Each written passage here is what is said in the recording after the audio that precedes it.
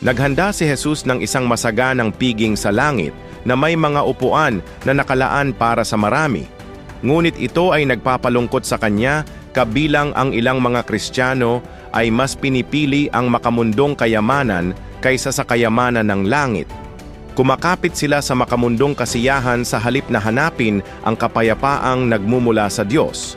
Sila ay abala sa kanilang pang-araw-araw na buhay at ayaw maglaan ng sandali upang mapalapit sa Kanya. Ang mga individual na ito ay lumalayo sa Diyos at patungo na sa impyerno. Sa bawat sandali, hindi mabilang na mga kaluluwa ang umiiyak sa impyerno. Ayaw ni Jesus na ikaw ay mapahamak. Umaasa siyang dadalo ka sa makalangit na piging. Kung gusto mong makasama si Jesus sa langit, magsisi sa Kanya ngayon. Ihahandog mo ba ang iyong amen?